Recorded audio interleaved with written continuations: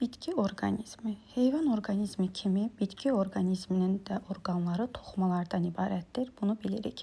Və xüsusi funksiya yerinə yetirən hüceyrələr qrupu birləşərək toxumalar əmələ gətirir. Hüceyrələr və hüceyrə arası maddələr biz bilirik ki, toxumalı qruplarını əmələ gətirir.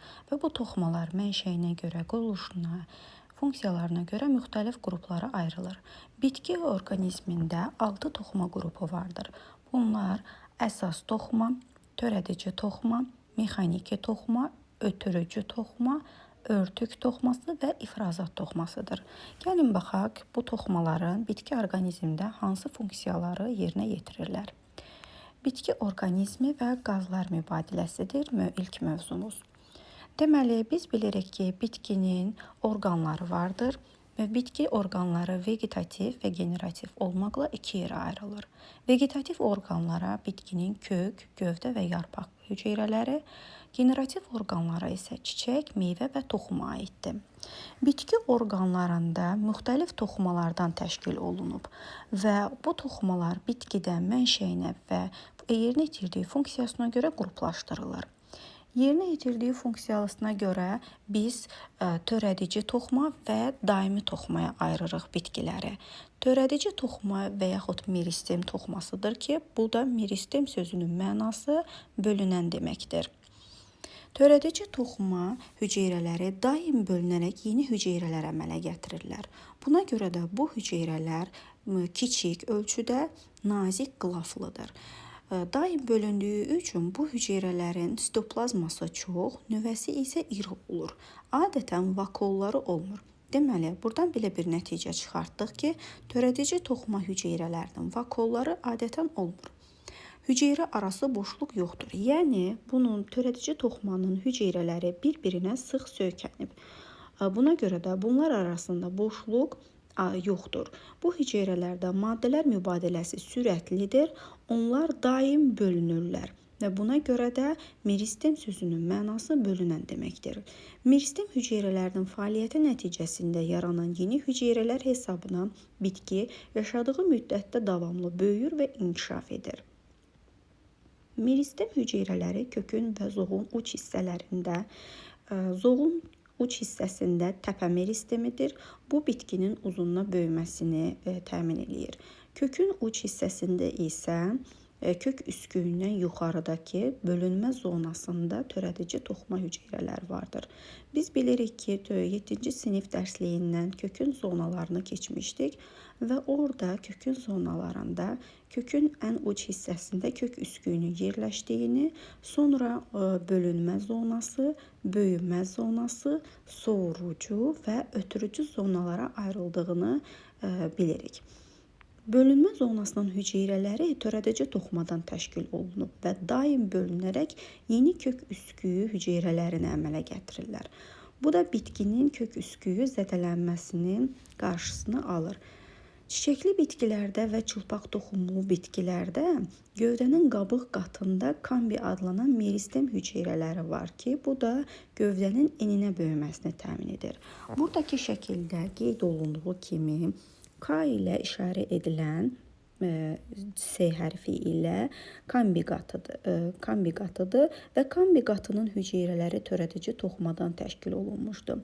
Kambi qatı bölünərək daxilə oduncaq halqalarını, xaricdə isə qabıq qatını əmələ gətirir. Biz bilirik ki, qabıq qatında floema boruları yerləşir. Daxili oduncaq qatında isə ölü ksilema boruları var ki, bunlar da su və mineral maddələrin ötürülməsində, yarpaqlara ötürülməsində rol oynayır. Bir də var zoğun aralarında olan törədici toxuma hüceyrələri ki, bunlar da əksərən taxıl bitkilərində olurlar və hər buğumun dibində törədici toxuma yerləşdiyinə görə bunlarda interkalyar böyümə gedir. Yəni sürətli böyümə olur. Daimi toxumalar. Törədici toxuma hüceyrələrindən inkişaf edən toxuma hüceyrələri yaşlandıqca vakuolları böyüyür, sitoplazması kiçilir və nüvələri hüceyrənin kənarına itələnir. Cavan hüceyrələrdə Nüvə mərkəzdə yerləşir və sitoplazma ilə əhatə olunur. Lakin yaşlı hüceyrələrdə getdikcə nüvə hüceyrənin qılafına doğru itələnir və sitoplazma sanki o nüvəni kənara doğru çəkir. Quruluşuna və funksiyasına görə daimi toxumalar örtük, parenxim, yəni əsas toxuma, mexaniki, ötürücü və ifrazat toxuması kimi qruplaşdırılır. Parenxim toxuma və ya əsas toxuma canlıdır. Hüceyrələri sitoplazma ilə zəngindir. Ölçüləri kiçik və az sayda vakuola malik nazik qılaflı hüceyrələrdir. Deməli, biz həm törədici toxumanın, həm parenxim toxumanın hüceyrələrində ortaq cəhət kimi ölçülərinin kiçik olmasını, canlı olmasını, sitoplazma ilə zəngin və nazik qılaflı olmasını ortaq götürə bilərik. Çünki həm törədici toxumanın hüceyrələrində canlı hüceyrələr idi, həm də parenxim toxumanın hüceyrələri canlı, kiçik ölçüdü, amma nazik qılaflı idi. Bitkilərdəki digər toxumaların arasını dolduraraq əsas toxuma onların bir-biri ilə əlaqəsini təmin edir. Bunlar bitkinin bütün orqanlarında olur. Əsas toxumaya biz həm kökdə, həm gövdədə, həm yarpaqda, meyvədə rast gələ bilərik. Parenxim hüceyrələri yerləşdiyi hissədən asılı olaraq müxtəlif funksiyalar yerinə yetirir. Məsələn, kökün qabıq hissəsində də biz parenxim hüceyrəyə rast gələ bilərik. Örtük toxuma bitkinin bütün səthini xaricdən əhatə edən toxumadır. Hüceyrələri qalın qılaflıdır və bu toxumanın sitoplazmasında adətən xloroplast olmur. Örtük toxuması bir tərəfdən bitkini həddindən artıq su itkisi, mexaniki və kimyəvi təsirlərdən qoruyur. Örtük toxumasının iki növ hüceyrəsi vardır. Bunlardan biri epidermis hüceyrələridir ki, yarpağın üzərində olur nazik epidermis hüceyrələri, digəri isə mantardır. Epidermis hüceyrələri canlıdır, şəffafdır, günəş şüalarını yarpağın daxilinə keçirir. Lakin mantar hüceyrələri isə bir neçə qatdan ibarət olub ölüdür. Burada da qeyd olunub ki, epidermis hüceyrələr arası boşluqları olmayan bir qat hüceyrələrdən ibarət olan toxumadır. Deməli, biz hüceyrə arası boşluqların olmayan bir örtük toxumada rast gəldik. Bir də törədici toxumada. Bunların hər ikisində hüceyrə arası boşluqlar yoxdur. Və örtük toxuması bir tərəfdən bitkini həddindən artıq su itkisi, mexaniki və kimyəvi təsirlərdən qoruyur. Kökləri, ot bitkilərinin gövdələri, zoğun cavan hissələrini, yarpağın bütün səthini epidermis örtür. Bayaq qeyd etdiyim kimi, örtük toxuma kökdə, gövdədə, yarpaqlarda olur. Epidermisin əsas hüceyrələri kök, zoğ, yarpaq, ağızcığın qapayıcı hüceyrələri aiddir. Ağızcığın qapayıcı hüceyrələrində isə fotosintez prosesi gedə bilir. Örtük toxuma bitkinin bütün səthini xaricdən əhatə edən toxumadır. Hüceyrələri qalın qılaflı olan bu toxumanın sitoplazmasında adətən xloroplast olmur. Örtük toxuması bir tərəfdən bitkini həddindən artıq su itkisi, mexaniki və kimyəvi təsirlərdən qoruyur. Həmçinin ətraf mühitlə bitki arasında maddələr mübadiləsini təmin edir. Deməli, biz bildik ki, örtük toxumasının sitoplazmasında adətən xloroplast olmur. Amma qapayıcı hüceyrələrdə xloroplast olduğu üçün fotosintez etmə qabiliyyətinə malikdir. Həmçinin bu örtük toxumanın hüceyrələri iki növə bölünür. Epidermis və mantar. Epidermisdə hüceyrə arası boşluqları olmayan bir qat hüceyrədən ibarət olan örtük toxumadır. Epidermis yarpaqların, cavan zoğun hissələrinin, gövdələrin, ot bitkilərinin gövdələrinin üzərini örtür. Mantar isə ölü hüceyrələrdən ibarətdir. Epidermis hüceyrələrində həm də törədici toxuma hüceyrələrində biz hüceyrə arası boşluqların olmadığını gördük. Ağızcıqlar bitkidə qaz və su buxarı mübadiləsini tənzimləyən strukturlardır və bitki növünə yaşadığı habibata görə yarpaqda ağızcıqların sayı və yerləşmə yeri fərqlidir. Bitkilərin yeraltı orqanlarında və tamamilə suda yaşayan su bitkilərində ağızcıqlar olmur. Deməli, su bitkilərində, suda yaşayan bitkilərdə biz ağızcığa, tamamilə suda yaşayan bitkilərdə ağızcığa rast gəlmirik. yaşayan bitkilərdə ağızcıqlar olmur. Qapayıcı hüceyrə ağızcıqlar iki qapayıcı hüceyrədən təşkil olunub. Deməli, bir ağızcıq hüceyrəsində iki qapayıcı hüceyrə var və bunlar da bir-birinə lobya şəkillidir. Bu da şəkildə göründüyü kimi ağızcıqlar gecələr bağlı, gündüzlər isə əksər bitkilərdə açıq şəkildə olur. Açılması və bağlanması əsas amil qapayıcı hüceyrələrdə olan turqor təzyiqinin dəyişməsidir. Əgər bitki çox su qəbul edərsə, bu zaman turqor vəziyyətinə keçir və ağızcıq açılır. Bunun nəticəsində transpirasiya hadisəsi baş verir ki, bitki özündə olan suyu buxarlandırır. Ağızcıqların açılmasına digər tərəfdən kalium ionlarının miqdarı və pH dəyişiklikləri, tənəffüs və fotosintez hadisələri də təsir göstərə bilir. Qapayıcı hüceyrələrin daxilə baxan divarları qalındır, xaricə baxan divarları isə nazikdir. Bu hüceyrələrin xarici səthə ifraz etdikləri kitikula bitkini su itkisindən qoruyur və mexaniki təsirlərdən qoruyur. Burada yarpağın quruluşu verilib və burada bu 7 rəqəmi ilə göstərilən bitkinin kitikulasıdır. Digərində onun altında yerləşən isə epidermis qatıdır. Epidermis qatının hüceyrələrinin ifraz etdiyi maddə kitikulanı əmələ gətirir ki, kitikula da bitkini mexaniki təsirlərdən qoruyur və işığın keçməsinə maneə törətmir kitikula. Kitikula ağızcıq hüceyrələrinin olduğu yerlərdə olmur, amma bitkinin yarpağını digər hissələrini örtür. Bitkinin kök epidermisində də kitikula yoxdur. Kitikula quraq bölgə bitkilərində qalındır. Bu da onlarda suyun buxarlandırmasının qarşısını almaq üçün bir uyğunlaşmadır. Mülayim bölgə bitkilərində isə kitikula nazik olur. Burada da qeyd olunub yarpağın dəricik hüceyrəsidir. Dəriciyin altında 9 rəqəmi ilə göstərilən yarpağın sütunvari toxuma hüceyrəsi, onun altında isə boşluqlarla dolu olan 10 rəqəmi ilə göstərilən əsas toxumanın qrupuna aid olan süngər toxuması hüceyrələridir.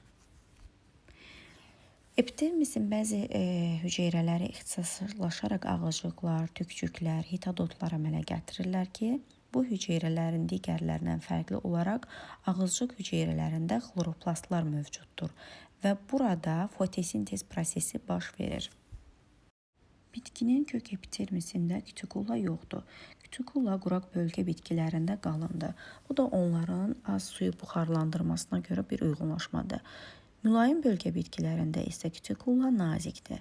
Epidermisin bəzi hüceyrələri ixtisaslaşaraq ağızcıqları, tükcükləri və hitadotlar əmələ gətirirlər.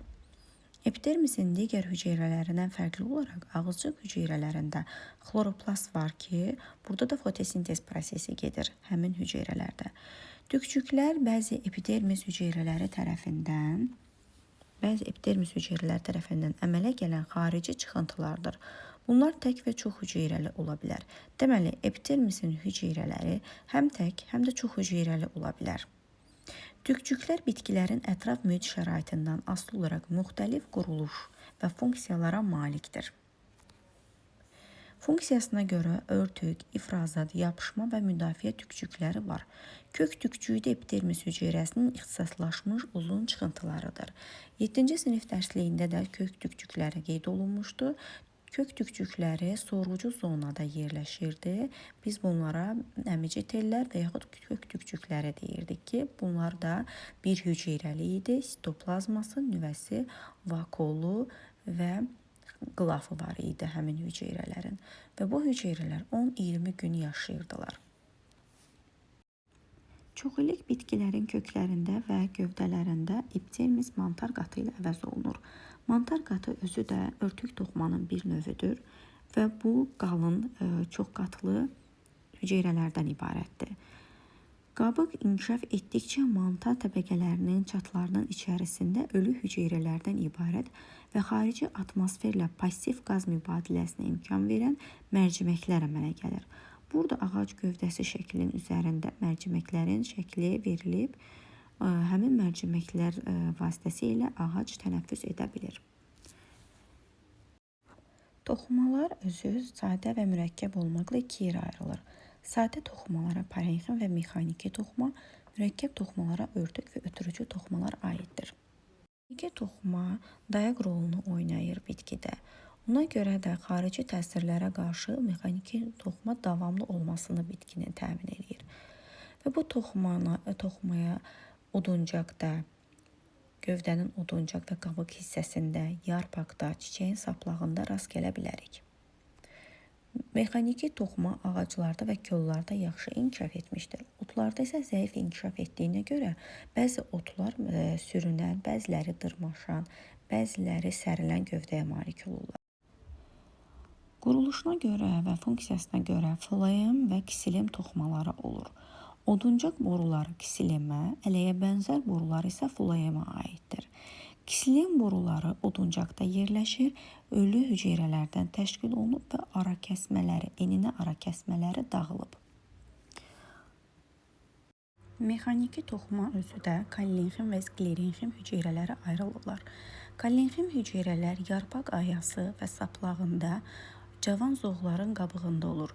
Bu hüceyrələr canlıdır. Sklerenxim hüceyrələr isə kök, gövdə, yarpaqlarda olurlar. Kollenxim hüceyrələrə nisbətən bunlar daha sərtdir və sklerenxim hüceyrələri çox zaman ölü hüceyrələrdən təşkil olunur. Fındıq qabığı, toxum qabıqlarına sərtlik verən məhz sklerenxim hüceyrələrdir. İndi gəlin biz ötürücü toxuma haqqında məlumat alaq. Ötürücü toxuma bitkilərdə maddələrin daşınmasını həyata keçirən toxumadır. Quruluşuna və funksiyasına görə iki forması var, iki növü var. Ksilem və floem boruları. Bunlara oduncaq boruları kisilemə deyirik və ksilem hüceyrələri ölüdür. Ələyə boruları isə floema boruları aiddir ki, bunlar da canlı hüceyrələrdən təşkil olunub. Ələyə borularla yarpaqlarda hazırlanan üzvü maddələr bitkinin digər orqanlarına istiqamətlənir. Ancaq su və su mineral maddələr kökün sorucu zonasından sovrularaq bitkinin oduncaq boruları vasitəsilə ksilem, yəni ksilem vasitəsilə digər hissələrinə, yarpaqlara və bitkinin başqa hissələrinə ötürülür. Çoxillik bitkilərdə ötürücü toxuma elementləri kombi tərəfindən əmələ gəlir. Ksilem hüceyrələri qalın qılaflıdır, eninə ara kəsmələri dağılmış və üst-üstə düzülmüş ölü hüceyrələrdən təşkil olunub. Burada şəklə diqqət yetirsək, görərik ki, mərkəzdə kombi qatı, onun kənarında isə floem xaricə doğru, daxilə doğru oduncaq qatında isə ksilem boruları yerləşir. Ksilem borularında inli ara kəsmələr yoxdur və onlarda maddələr, su və mineralların daşınması bir istiqamətdə köklərdən yarpaqlara və bitkinin digər hissələrinə doğru hərəkət edir. Lakin floem borularında isə üzvü maddələrin daşınması hər iki istiqamətdə olur. Həm yuxarı, həm də aşağı istiqamətdə. Floem boruları isə ksilem borulardan fərqli olaraq aralarında ələk kimi ara kəsmələri olan üst-üstə düzülmüş nazik qılaflı canlı hüceyrələrdən ibarətdir. Deməli, buradan belə bir nəticəyə gəldik ki, ksilem boruları ölüdür, floem boruları isə canlıdır.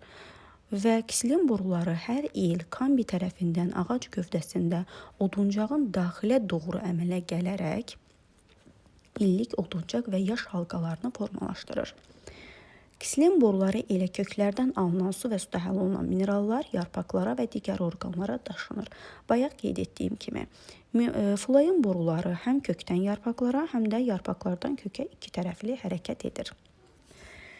Biz ötürücü toxumada həm canlı, həm də ölü hüceyrələrə rast gəldik. Ksilem ölü, floem isə canlı hüceyrələri idi. Bir də mexaniki toxumada ölü hüceyrələrə rast gəldik. Örtücü toxumada isə mantar ölü hüceyrələri idi. Deməli, bitki toxuma qruplarından 3 toxuma qrupunda biz həm ölü, həm canlı toxumaya rast gəldik. Bunlar örtük toxuması, mexaniki toxuma və ötürücü toxuma qruplarıdır. Öyrəndiklərinizi tətbiq edin hissəsində bizə yarpağın daxili quruluşu, kökün daxili quruluşu və gövdənin daxili quruluşunun şəkli verilib. Deməli, burada şəkildə yarpağın daxili quruluşuna nəzər salsaq, ilk öncə 7 rəqəmi ilə göstərilən yarpaqda kütükula qatıdır. Kütükula dedik ki, örtük toxuması hüceyrələrinin ifraz etdiyi maddə hesabına yaranır və bitkini zərərli maddələrdən qoruyur. Bir növ artıq su itkisinin qarşısını almaq üçün uyğunlaşıb. Kütükula ağızcıq hüceyrələrinin olduğu hissədə olmur, amma yarpağı digər tərəflərdən əhatə edir. Və kütükulanın altında 8 rəqəmi ilə göstərilən üst dəricik hüceyrəsi, 13 rəqəmi ilə göstərilən isə alt dəricik hüceyrəsidir. Üst dəricik və alt dəricik hüceyrəsinin bitkidən asılı olaraq üzərində ağızcıq hüceyrələri yerləşə bilər və ağızcıq hüceyrələri də 2 qapayıcı hüceyrədən ibarətdir və bunlarda fotosintez prosesi baş verə bilər. Üst dəriciyin altında sıx yerləşmiş bir-birinə sütun şəklində olanlar əsas toxuma hüceyrəsi olan sütunvari toxuma növüdür və 9 rəqəmi ilə işarə olunub. Sütunvari toxumadan sonra onun altında gələn, arasında boşluqlar olan əsas toxuma növü süngər toxumasıdır. 10 rəqəmi ilə qeyd olunan. Burada damarlar 11, 12 rəqəmi ilə göstərilənlər isə 11 rəqəmi ilə ksilium boruları göstərilib, yəni su və mineral maddələri yarpağa daşıyır. 12 ilə mavi rənglə göstərilən isə floem borularıdır ki, bunlar da yarpaqda əmələ gələn üzv maddələri bitkinin digər orqanlarına daşıyır. Deməli, biz yarpağın quruluşunda örtük toxumasına, ötürücü toxumaya, mexaniki toxumaya və əsas toxumaya rast gəldik. 4 toxuma qrupu oldu. Mexaniki toxuma isə bunları ksilem və floem borularını əhatə edib mexaniki liflər. Bu da yarpağın skeletini təşkil edir. Onların dayaq funksiyası yerinə yetirir bir növ. Və 4 toxuma qrupuna dedik, rast gəldik. İndi gəlin növlərini sayaq. Əsas toxumanın hər iki növü burada iştirak etdi. Süngər və sütunvari toxuma. Örtük toxumasının epidermis dəricik hüceyrələri iştirak elədi. 3. Sonra mexaniki toxuma 4. Ksilem toxumasının növü və floem 6 toxuma növü iştirak etdi. Deməli, yarpağın daxili quruluşunda biz 4 qrup, 6 növ toxumaya rast gəldik. Kökün daxili quruluşuna gəldikdə, şəkilə nəzər salsaq, ilk öncə aşağı hissədən kök üsküyü verilmişdir. Kök üsküyü kökü zədələnmələrdən qoruyur. Kök üsküyündən yuxarıda bölünmə zonası yerləşir ki, buradakı hüceyrələr törədici toxuma hesabına bölünürlər və dağılmış kök üsküyünü yeniləyirlər. Bölünmə zonasından yuxarıda böyümə zonası gəlir və böyümə zonası hüceyrələrinin bölünməsi nəticəsində kök uzundan istiqamətdə böyüyür. Bölünmə zonasında ixtisaslaşmamış ötürücü borular olur. Sonra sorucu zona gəlir ki, sorucu zonada artıq əmici tellər var. Bu əmici tellər kökün örtük toxumasının bir hüceyrəli çıxıntılarıdır. Ömrü 10-20 gündür, sorucu zonada yerləşirlər və bu hüceyrələr su və mineral maddələri udaraq öncə qabıq qatın dəricikdən, örtük toxumadan, sonra qabıq qatından və daxili endodermasından keçərək ksilem borularına verir. Ksilem boruları ilə də üzü yuxarı su və mineral duzlar hərəkət edir. Sorucu zonadan sonra isə biz ötürücü toxumaya rast gəlirik ki, burada artıq ötürücü toxumada bitkinin, kökün budaqlanma zonası da deyilir. Yan köklər məhz ötürücü zonadan əmələ gəlir. Ksilem vasitəsilə daşınan su və mineral duzlar pasiv şəkildə, floem ilə daşınan üzvü maddələr isə aktiv daşınmaya aiddir. Gövdənin daxili quruluşuna nəzər salsaq, onun xaricdən mantarla, sonra qabıq, kambi, oduncaq və özəkdən ibarət olduğunu görürük. Qabıq qatı 20 və 22 arasında olan hissədir. Kambi qatı qabıqla oduncaq arasında yerləşir və onun daxilə doğru hüceyrələri oduncaq halqalarını Xaricə doğru olan hüceyrələr isə qabıq qatının hüceyrələrini əmələ gətirir. Özəkdə özək şüaları qabıq və əks istiqamətə qabıqdan özəyə doğru uzanır ki, burada da üzvü maddələr hərəkət edir. Oduncaq qatında yaranan hüceyrələrin yay oduncağı və yaz oduncağı olaraq ikiyə ayrılır. Yazda əmələ gələn hüceyrələr açıq rəngli hüceyrələrdir ki, buna da yaz oduncağı deyirik. Amma yayda əmələ gələnlər yayda böyümə zəiflədiyi üçün daha sıx və tünd rəngli olurlar ki, bu da yay oduncağı adlanır. Nəticədə bir açıq və bir tünd zolaqdan ibarət illik halqa formalaşır.